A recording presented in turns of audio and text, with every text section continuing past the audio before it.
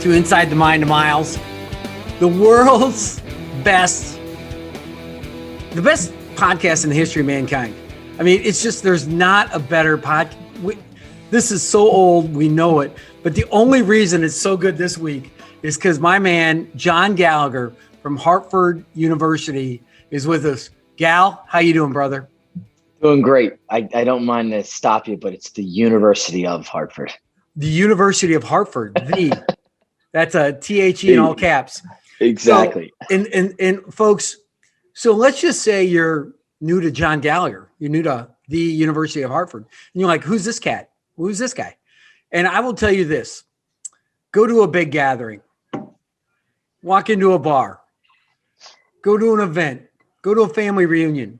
And we've all got the guy that has a mass amount of people surrounded around him, and he's holding court, kicking ass and taking names. That's John Gallagher. So you might not know him. You'll get to know him, and he is the man. Coach Gal, am I wrong? Are you the best at the Final Four? Are you just holding court? You are the best? Is that I have a lot of you know what I'd like to say? I have friends that are like family, and I don't like you've become Porter, David, Patrick. There's a list of guys throughout the country and even the world that they're in that circle of mine. Yeah. And the circle's large and it's real, it's genuine. And as you know, it's intense. So it's a family, and it's fun. The Final Four is fun. And I've had some of the funniest nights of my life. Like, I'll just give you one great one. Here we go. Sunday night, my phone rings. It's after we played NJIT, and it's Mark Few. Now, Mark Few's I'm not calling Mark Few. Okay. I'm the guy at Hartford. So I answer it. He goes, "The Whalers are winning." He calls the Hartford Hawks the Whalers. Nice. I don't know why. So the old hockey team. Exactly. Yeah. But we end up spending 30 minutes catching up, and I'm supposed to go fly fishing with him every year. I never go. But the greatest line is Dave Pauley's at the Final Four, and everybody out there is a Division II coach, and it's me, Mark Few, and Dave Pauley. And Dave goes to him. Now, Mark Few's face is like, Dave's like, "You got to come fly fishing at the Schuylkill River." Now, you got to understand, there's no fish in the Schuylkill River. It's the dirtiest river. It's in Philly. And Mark goes, "What are we going to catch?" And he looks at him and says, "Dead squirrels and shopping carts." Oh my God. That's his introduction to Dave Pauley. Mark Few. Dave Mark spit his beer like almost out. Gary Williams is there, and Dave is just being Dave. Yeah. And that was like 8 years ago. And now Mark Few's been in every Final Four since. Yeah. Oh yeah. So Delco County, Philadelphia guy, said it best by a friend of ours, where there's a bar and a bookie on every corner. And so growing up in Delco, tell me about your family. Tell me about growing up. How'd you get into coaching? Yeah, so I have 3 older sisters. 2 played college basketball, 1 at Boston College and 1 at LaSalle. And my dad started an AAU girls team, and I lived in a gym from 6th grade on. And I played in the Sunny Hill League, and my whole dream, my whole life was to play in the Big Five and the coach. My dad took me to a game at the Palestra, the fabled Palestra. And I walked in, and you got to understand that when you walk into that building, it's just it's a person, and it makes people want to be involved in college athletics and college basketball in particular. And, I just chased the game, played in the Philadelphia Catholic League. I was a good high school player. I was not a good college player. But so in high school, did you ever play against Kobe Bryant? All the time. I grew up playing pickup with him, grew up playing, you probably know the famous story with me and him in high school. Let's hear it. Let's hear it. My best buddy, Tony Hayden, who played at Mount St. Mary's, went to 2 NCAA tournaments at Mount St. Mary's, tells the story the best. But I banged 3 threes on Kobe, and I just slap him on the ass. And I said, "You can't bleep and guard me." And I'll never forget, I came out of the timeout, and he looked at me and goes, "You're not getting shut up the rest of the game." And literally, the game went double overtime. And it's in Ncaa, which is a famous. And Tony Hayden is like, it's like a minute left in the game where we're down 3. And he goes, "Why would you talk trash to him?" He's like yelling at me. We're 18 years old. And he still gets mad at it because we would have won the championship.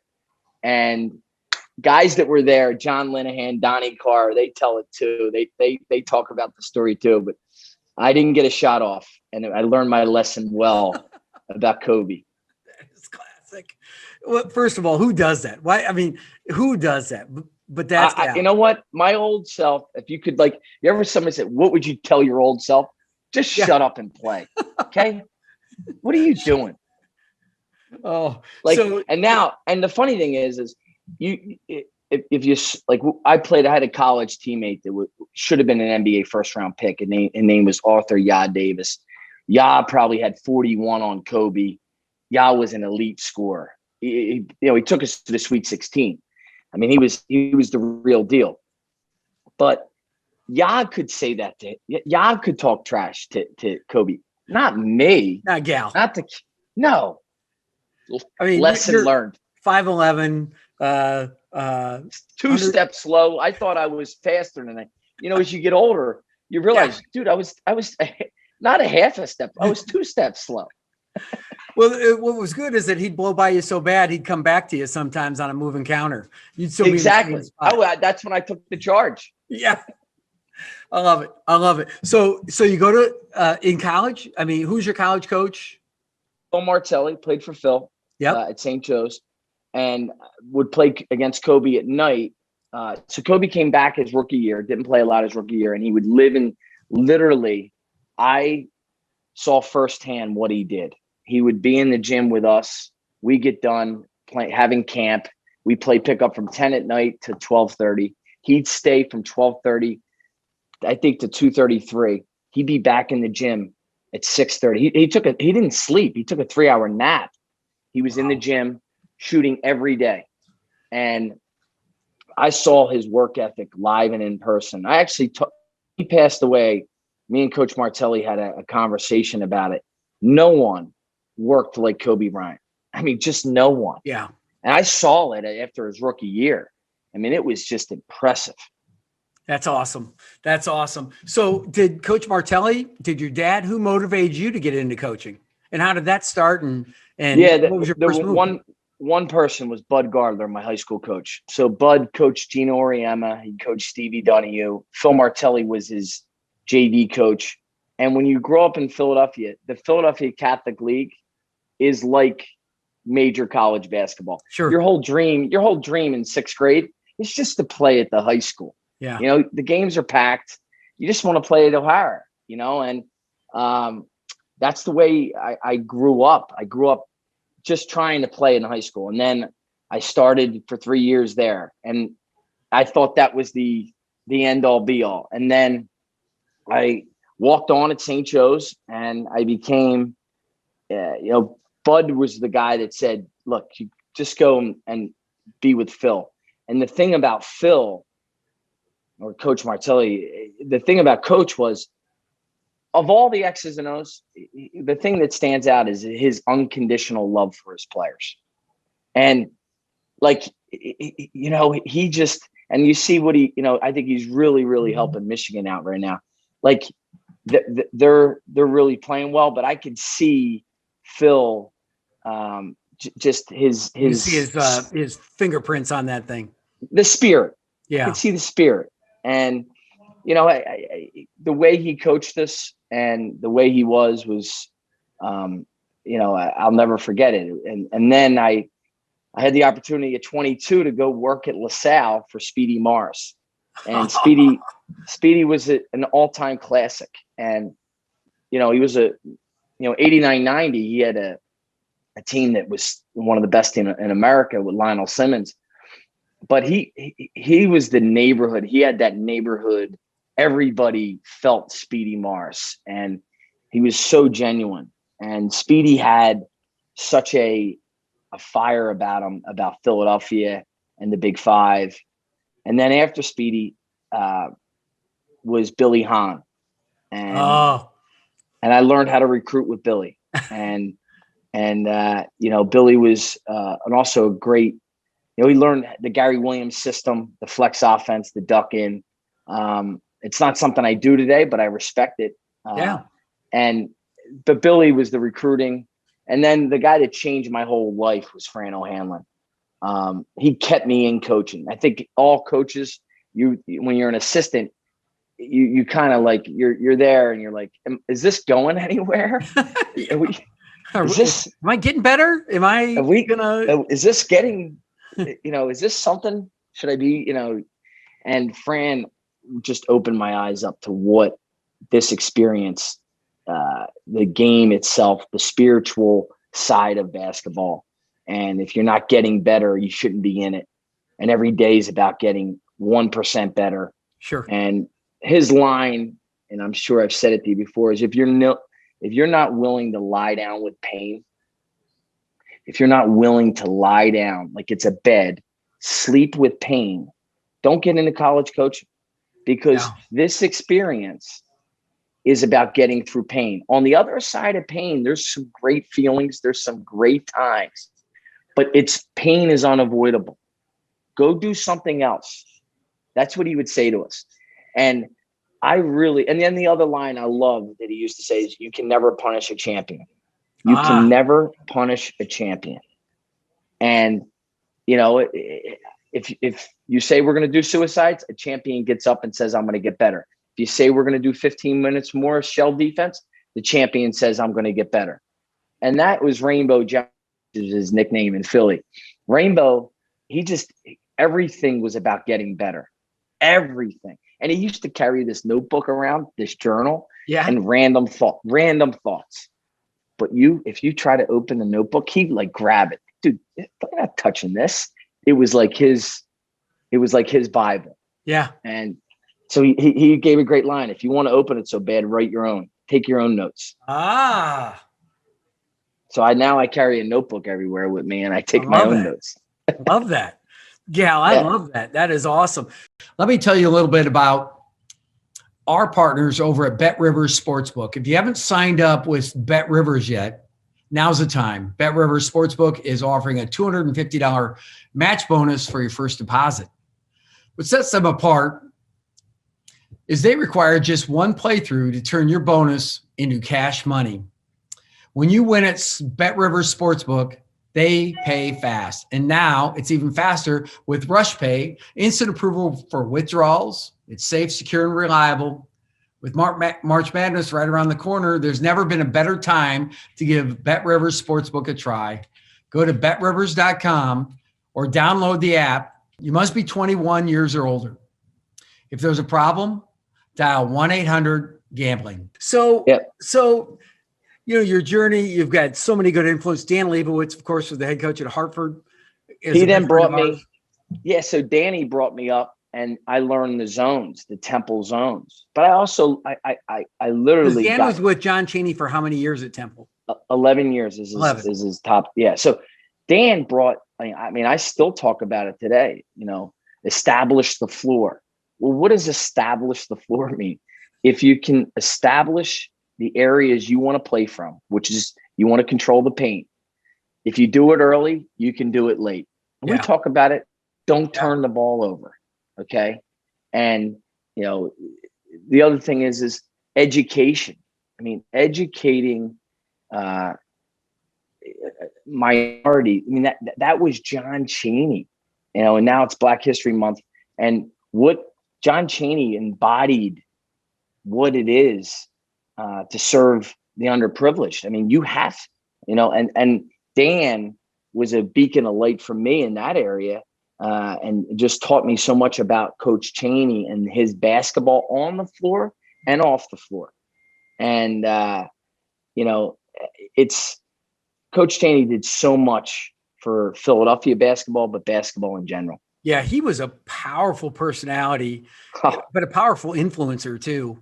And if you've ever met him, you'd know that. And I certainly didn't work with him like you guys did, but I did meet him because we were just going Division 1, and he'd be at the Division 1 head coaches meetings. And there was a time when John was going to take over the entire meeting with 350 Division 1 coaches in one room, and you just knew at some point Coach Chaney was going to make it hurt. And in retrospect, like when we look at what our world is now, like he should be talking, like he was telling us today is going to happen. All this crazy bullshit is going to happen. Like if we don't get this under control, whether it be the FBI investigations or whether it be name, image, likeness, whether it be the welfare of the kids, whatever it be, whether it be the crazy recruiting calendar that coaches keep. He was railing on these things, and 1,000 other things. I'm just saying my personal experience and recollections, but what a powerful man that way, in a great way, in a positive way. He was so ahead of his time. It's just, I mean, it's just amazing. Everything he predicted all of this, where we would be today. Yeah. And you know, and I always was fascinated with his relationships with, you know, the Temple football coaches. And 2 of them are in the NFL now. One just won the Super Bowl. Yep. The guy at Tampa. Yeah. He tweeted out about Coach Chaney and the effect he had on him. Yep. So Experience. I just think the guy, I'll give you one story. Okay. So I'm playing at St. Joe's. And at the time when St. Joe's, the Sixers practiced there, right? So they had a Big 5 coaches versus cancer meeting upstairs at St. Joe's, and Larry Brown's coaching, Allen Iverson, Aaron Ncaa, and they're all going. So I literally, I would miss my marketing. Don't tell my marketing t-shirt. I would miss my marketing class to watch Larry Brown. John Kuster was assistant, and I would just take notes of Larry Brown every day. It was the greatest grad program I was ever. Yeah, I mean, I was unbelievable. But they just lost. I'll never forget it. They lost in Atlanta the night before, and they came back and they were practicing. And John Chaney comes into practice. Okay, he stops the Sixers practice. Okay, he's like, whoa, whoa, whoa, whoa, whoa, and Larry's like looking over. He's like, what's going on? He's like, I need to talk. And he's like, Aaron Ncaa. He starts yelling at Aaron Ncaa. I'm like standing there. Fran Dunphy's next to me. And I'm like, Coach, what's going on here? He's like, this is John being John. And he goes, and Larry just let him go. He ends up like going after. I'll never forget, after Aaron, he went after Allen Iverson. He said, you beat a guy 2 straight times, and you want to beat him a third. You got to go score. And he went after Matt Geiger. And he went after, I'll never forget it. Like, it was clear as day. And I just thought, man, any gym he walks into, it's his gym. Yeah. Yeah. That's the kind of guy he was. You know, it was funny. You said, he was ahead of his time. He saw today for what it is. So I want to take today for what it is, but I want to move you back 365 days. Whew. 2020, end of last season. Who were you playing at the end of February? Where were you right before? Just think of this. Where were you right before the American East Conference tournament? We played a home game. You remember this because I texted you guys. I got my car stolen. Yeah. Well, that wasn't why I brought that up, by the way. We lost to Maine. I came outside. My car was stolen. We played at Maine. That was the last regular season game. It was for the 2 seed, and we lose the game. And I'll never forget. So Gal's only had his car stolen twice in the last year, by the way. Twice. And we can get the both. We'll get to that. That's that might be a Final Four story that we don't want on the podcast, only because we have more important things to do. So you lose to Maine, you're standing there in front of your team, and it's just the worst feeling ever. So what has it been like now today when you stand in front of your team you're going to be the 3 or 4 seed in the American East? Year? No. But then I'm saying, then okay. we go win 2 games, and we beat Stony Brook. But this is what I'm getting to. So Okay. tell me what it's like for it to end. So this is what I'm getting to. So we're here today. We got masks, we got COVID, we got all these protocols. You're ready to play for the American East Championship. When's the last time Hartford was in the Ncaa tournament? When I was an assistant with Danny. Okay, so you It's a and Danny. championship. Exactly. So it's been how many years? 13. 13. So you're in a situation now that you're ready to play for the conference championship. I mean, you're Yep. the night before? It is. We're getting on the bus to drive to Vermont. And what happens? So the bus is outside, and here's what happens. We decided to leave at 12:30. We're going to watch film from 12 to 12:30. Get on the bus and head up. 11:55, the phone rings. It's my interim athletic director, Maria Feely, who's the best. She says, "Where are you?" I said, "I'm going down to see the team."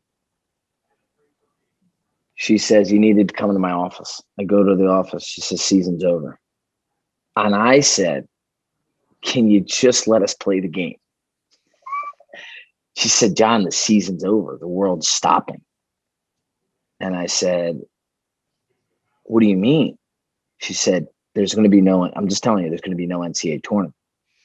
So it ended up being, I had to go walk downstairs. I walk in the locker room and a kid's reading a tweet that says the American East, Canceled. So he starts saying, I said, shut that off.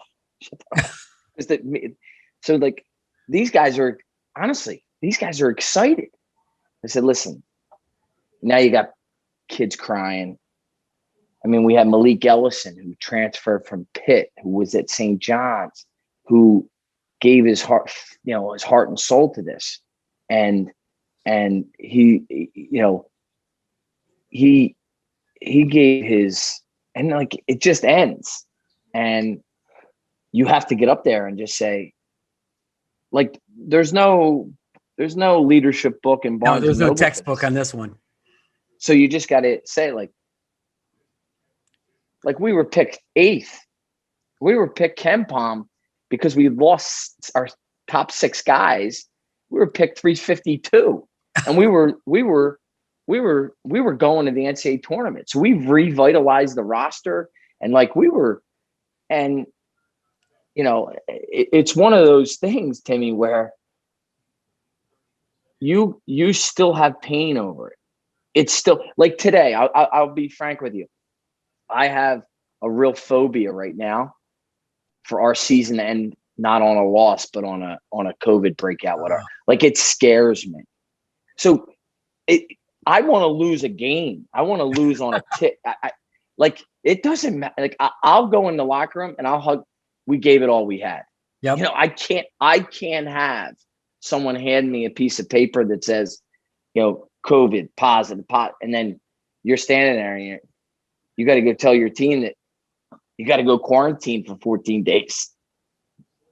That scares me. That actually is, and guess what? We have a lot of teams out there that are competing. There's going to be really good teams that don't make the NCAA tournament because of this. Oh, that's just awful. You're right.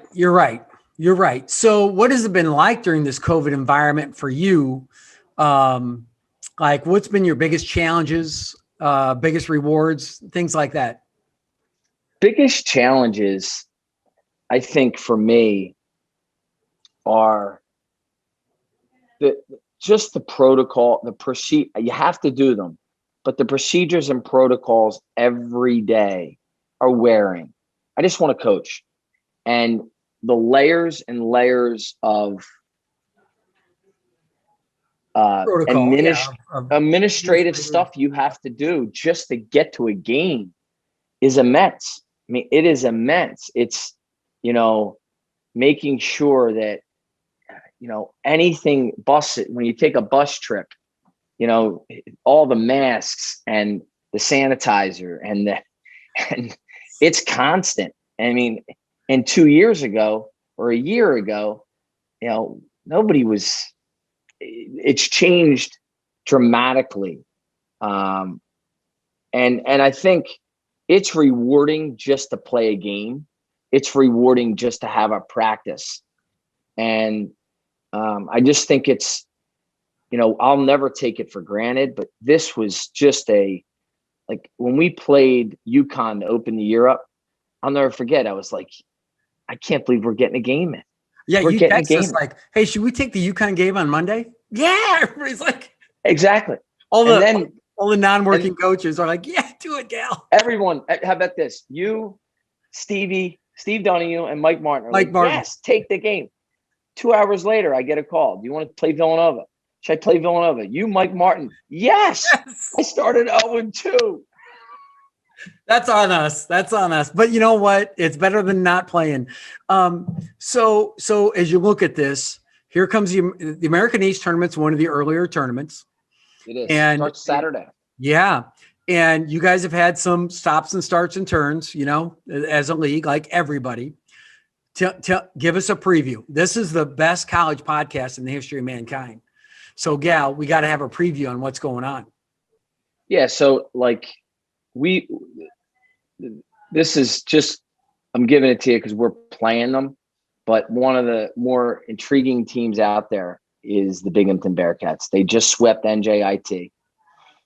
They won the games. They were up 25 on Saturday, 17 today. We play them. They're the 9 seed. They've had injuries. They've had COVID stuff. They're not the 9 seed. They're like the 3-4 seed. Okay. They have all freshmen. Tommy Dempsey's done an unbelievable job. They'll win the championship in the next 3 years with the core guys they have. Okay. That's how, we're going.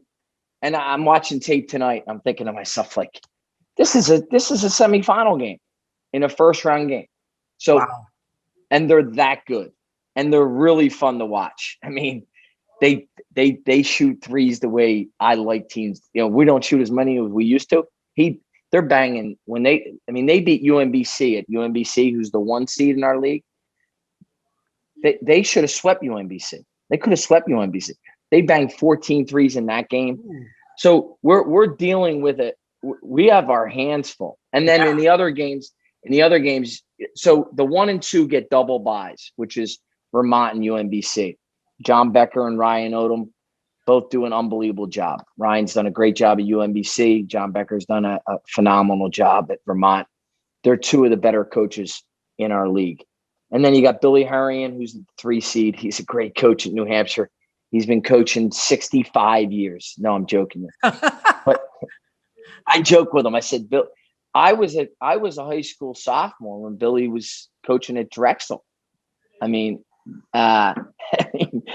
he's been around forever. He wears it well, though. He wears it well. He does. He works out more now on his Peloton bike than that. I mean, he's a great guy. I mean, we all get along really well. And then you got UMass Lowell and Stony Brook in the 6-7 game. Here's the thing. In all these games, in these first, if you get through the pods, you have to go to Vermont, go to UMBC. This is the year. Whoever comes out, because you have 7 days off, you have 6 days to prepare.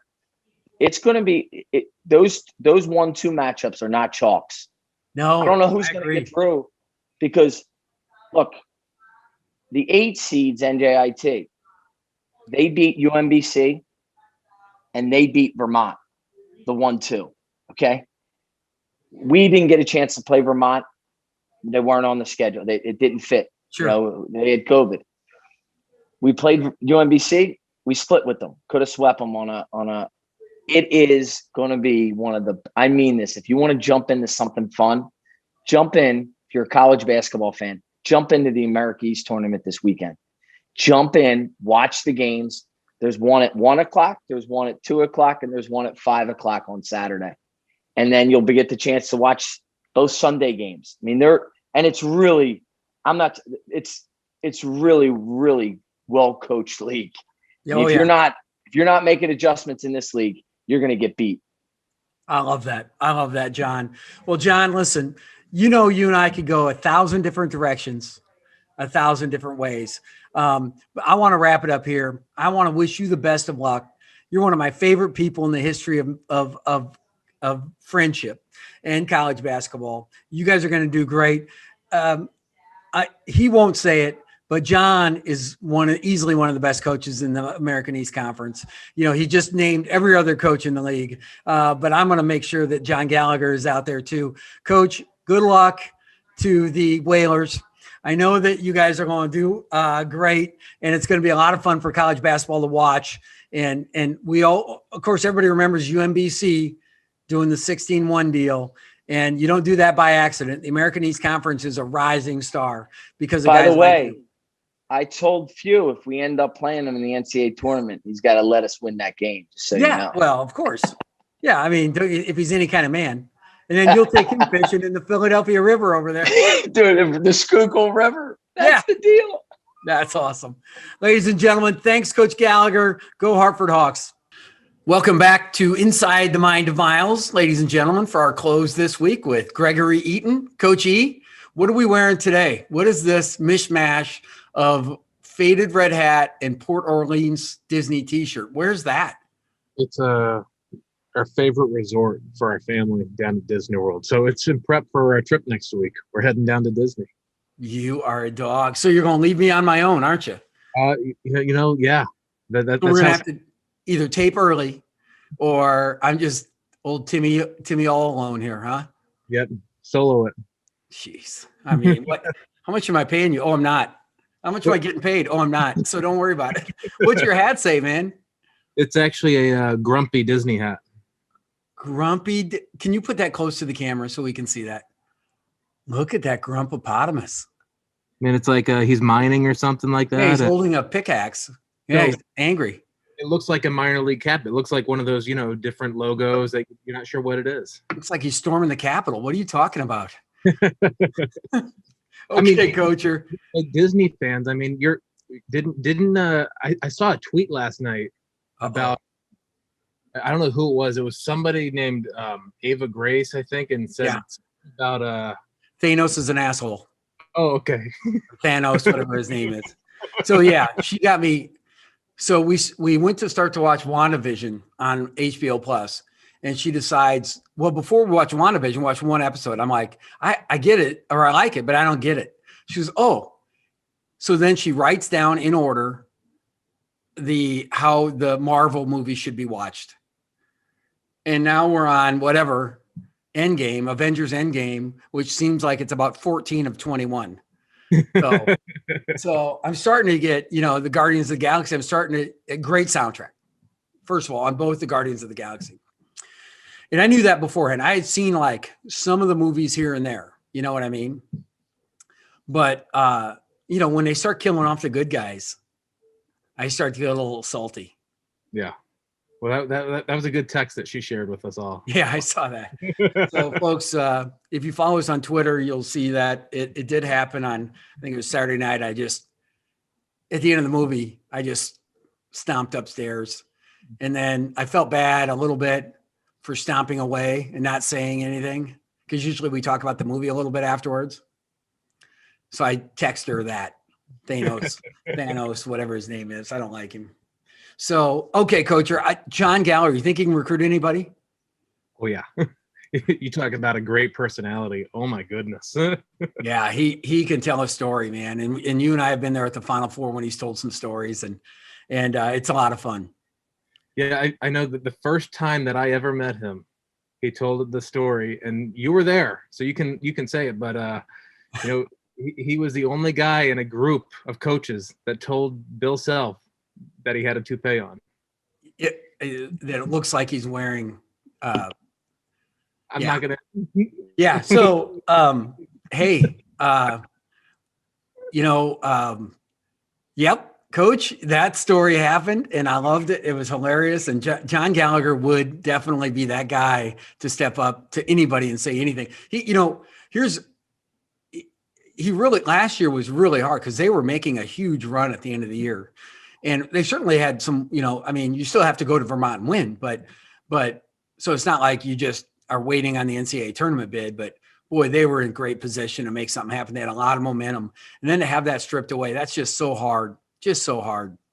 You know, What he was talking about, like, there's nothing in the handbook to teach you like how to talk to your guys. I mean, there's so many instances, and I mean what you've taught me through the years, like you have to be able to go on the fly, yeah, and do the best that you can.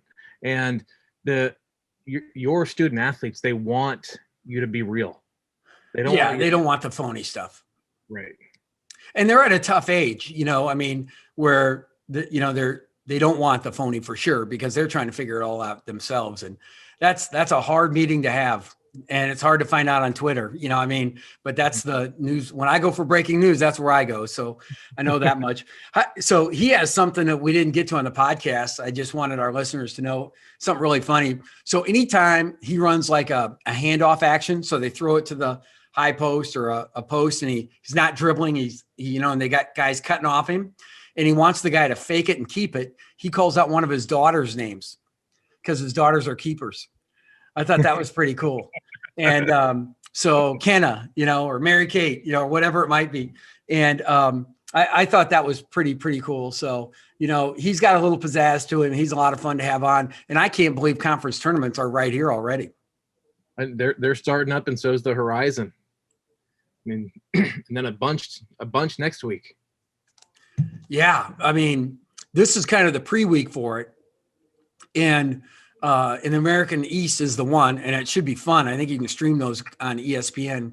But it's amazing. We're already here, and within another weekend, I mean, so probably by the time this thing pops, we're looking at 10 days, everybody's going to be playing for their, championships. I mean, it's going to be, it's on us.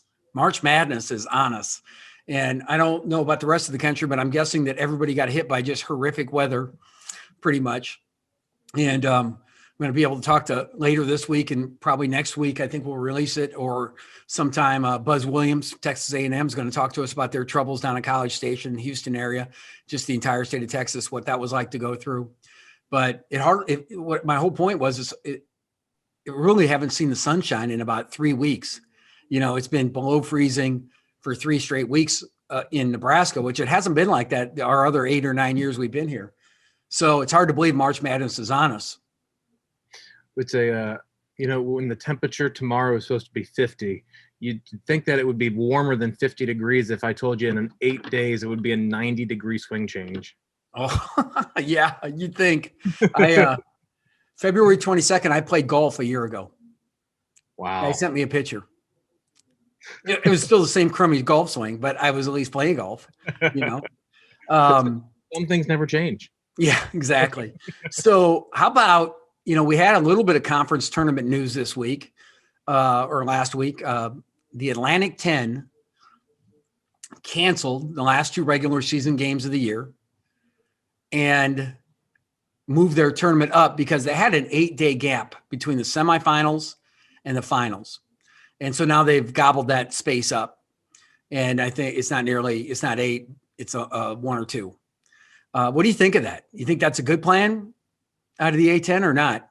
Yeah, I mean, if we're trying to, eliminate travel and trying to get the teams, back to home quicker, I think it's definitely the right move. But, it does make it kind of those teams at the top. I mean, they have so many teams fighting for berths. Now it makes every game matter even more. Yeah. Less room for error. Yeah. It's going to be very interesting to me. And, I think if we looked at the bubble, like, if there's a team out there that's 11-4, how is that different than 15-6, and or whatever it might be? It's going to be interesting to see how those things plug in. I would want games. I would want wins. Everybody's kind of looking around right now, scratching their head. There's makeup games to be played or not played everywhere. Mm-hmm. And how each conference decides to handle that is going to be pretty fascinating. Because you have to look out for the, best of the league, so to speak, but also the welfare of the student athletes. Let's face it.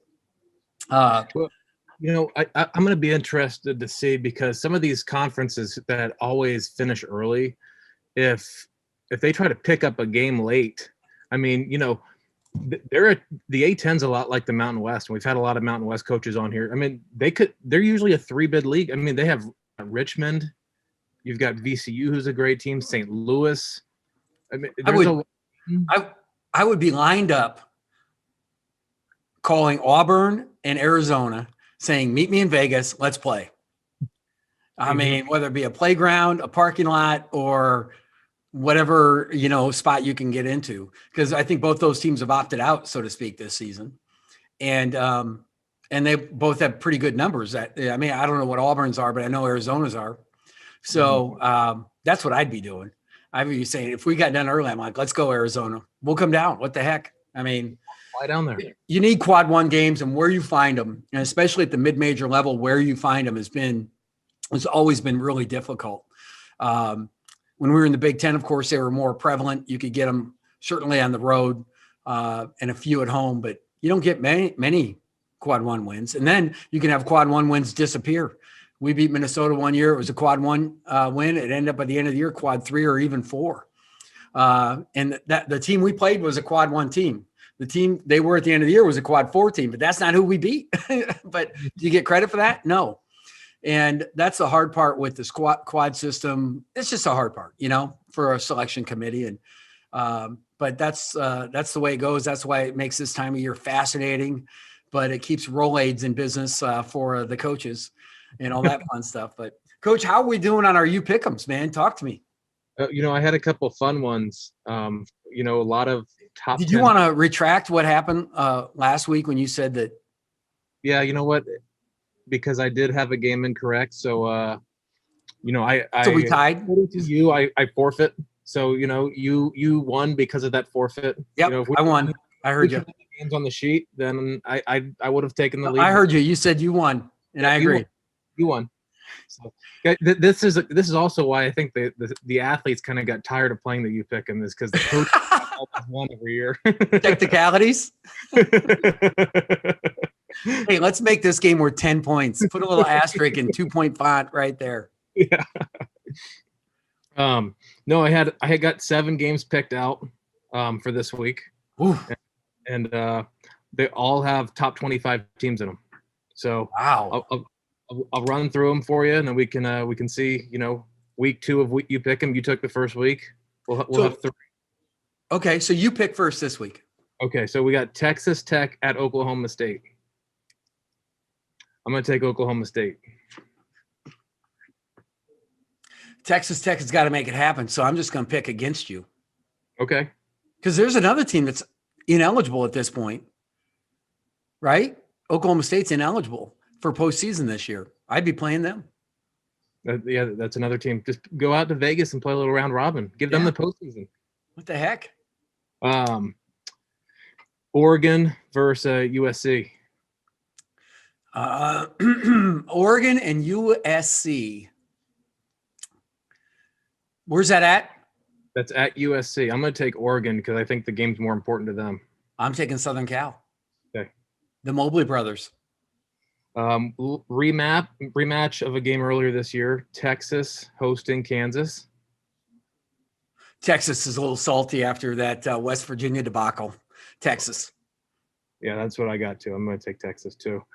Alabama, Arkansas. Arkansas is now ranked.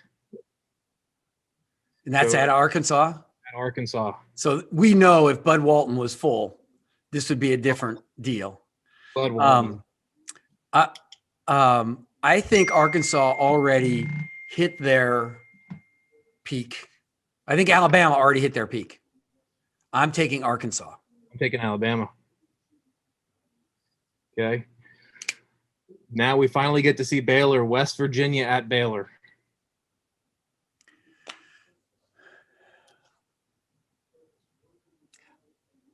Baylor. Baylor? Okay. I'm going to take Baylor too. I don't like how West Virginia's been playing. The last 2, Iowa at Michigan. Oh boy, Michigan looks good. But they got to attack zone. I'm taking Michigan. That's a hard place to win. Chrysler Arena. I'm going to take Iowa. Ooh. And then Boise. Out on a limb. Boise at San Diego State. Oh, Title probably. that's huge. Once again, if it was played with the show there, Yeah. At Viejas Arena, I'm going to take San Diego State. They've won 8 in a row, I think. I'll take Boise. We'll mix it up a little bit.